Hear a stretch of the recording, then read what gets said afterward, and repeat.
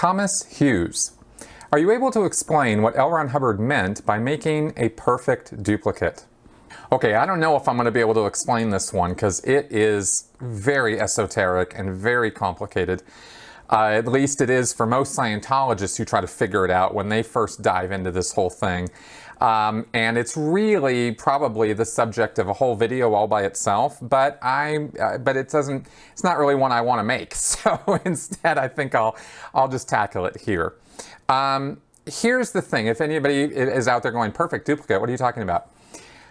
Hubbard offered up in about 1954-ish, 53, 54, he started offering up this idea of trying to explain why it is that auditing works. Scientology counseling, right? Auditing.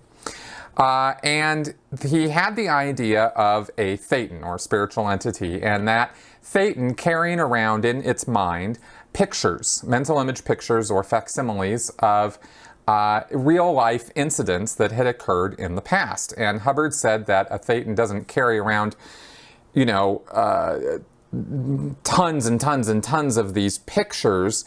They're created newly when the person looks at a memory or idea of something that's happened in the past.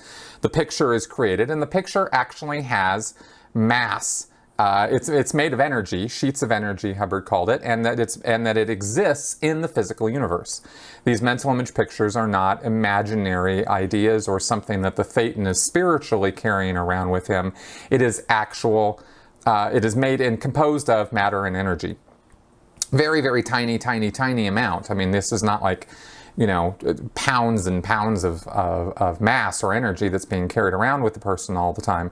But that the pictures that are, as Hubbard put it, the ones that are re-stimulated, okay, the pictures that are acting on the person's body or acting on him to influence him, these moments of past trauma and stress, which in Dianetics were called engrams, those pictures are constantly being created by the thetan. Okay, they're always there. Now, these are just the ones that are in re-stimulation, the ones that are negatively affecting the person, right? So, so how do you get rid of these pictures? How do you erase them? Right? Hubbard talked about in Dianetics how you relive an incident and relate what's happening in that incident, and by doing so, by regressing to the incident and relating what happened in it, you lessen the impact that that incident has on you. And Hubbard started putting this in physical terms, you know, later, after in 1953, 54, when he said that these pictures are these energy sheets, right, and that they are constantly, you know, being created to impinge on you or affect you. And so when you erase them, okay, here's the mechanism of the perfect duplication. Here's what's supposed to be happening. A thetan creates matter, energy, space, and time simply by thinking it or considering that it exists, and therefore it does. So that's the ease with which a thetan is supposed to be able to make things, right? But over the eons of experience in the physical universe, the thetan has degraded in his ability and awareness so that he is not aware of the fact that he's got these capabilities and that he can just create things whenever he wants. That doesn't mean that the thetan isn't creating things. It just means he's not aware of it, right? All the things around you are being created all the time by you, right?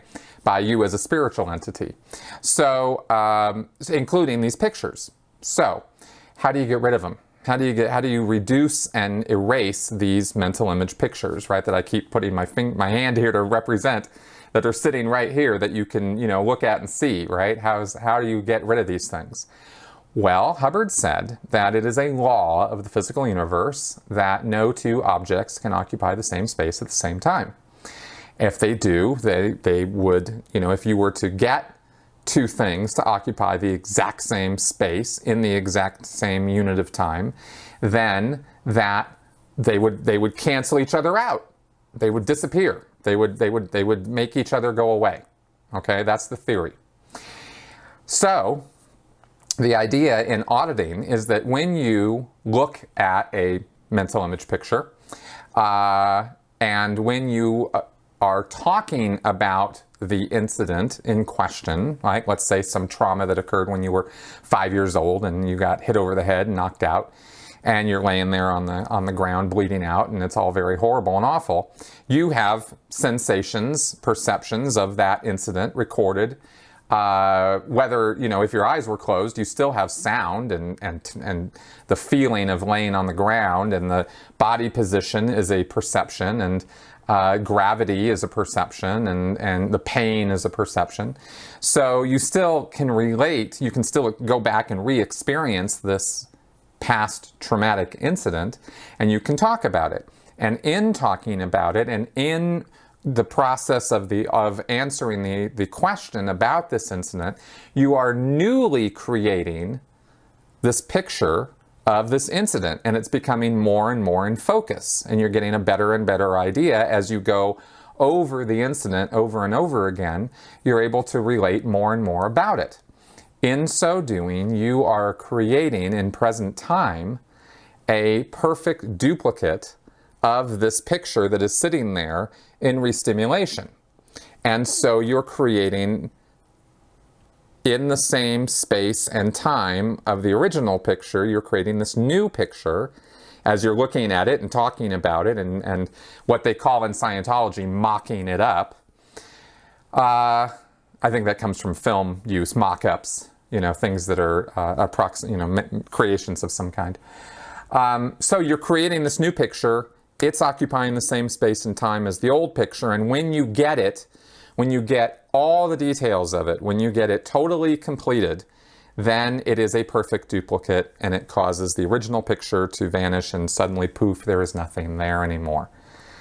Now, it doesn't mean you don't have a memory of that incident anymore, or that you can't create another picture of it, but that all the energy, stored up charge that was stressing you, that was there all the time, now that's gone, right? And it's just another memory that you have that doesn't have any charge or harmful electronic energy connected to it anymore, and it's just vanished. That's the theory of the perfect duplicate. There's various terms Hubbard used for this. He said when you create a perfect duplicate of a thing, whether it's a mental image picture or a dog or a cat or a chair or a car or whatever the physical universe object is, if you could mock up or create a perfect duplicate of a thing that you're looking at, or, you know, that's in the room or whatever, you could make it go away. You would make it vanish. In Scientology, that's called as-ising it. Okay, the thing exists. It is. And as is a term for getting a perfect duplicate of the thing as it is, right? As you're at, but Hubbard made it into a verb, so you're as-ising this thing, okay? And the way that, just a little more data about this, is the way that, you know, a thetan creates things is by imagining them. In Scientology, this is called postulating them. You're creating them. And when you create something, it only exists for a fraction of a second in the physical universe, that whether it's a picture again, or a car, or a dog, or whatever. And Hubbard said that in order to make it persist, in order to get it to persist through time, that you have to lie about it. You have to alter it somehow. You have to change it so that it's not exactly the thing that you created in the first place, because if it was, then you could just look at it and make it vanish. But you can't just look at things around you and make them vanish, and therefore you alter is them, right? You have to change something about it. You have to lie about the thing somehow. Now, please don't expect this to make a lot of sense. And maybe I should have started with that. I probably should have led with that statement, because this is really very, very nonsensical. But this is the explanation I'm giving you, because this is how Hubbard explained it. Took me a long time to get my wits wrapped around this whole thing. And it usually, as a course supervisor in Scientology, when I was getting this across to other people through Hubbard's works, it often took a long time to get people to get their head around what the hell Hubbard was talking about with as-ising and alter-ising things. And there's other things to this too, but I won't go deeper than what I've already done, because I think you're probably confused enough by all this. But if it makes any little sense at all, You know, it's not a simple idea. It doesn't come across as a simple idea. I can't just put it in one sentence, except to say that you create something and you can get rid of it if you create a duplicate of it. And that's what is meant by that. And so I hope that that explains it enough for it to make sense, at least to answer your question. And if I have to go deeper, I'll probably have to dig out the texts on it, that, you know, the Hubbard lectures on it, in order to get more detail on what he said. But I think that probably gets the craziness across well enough.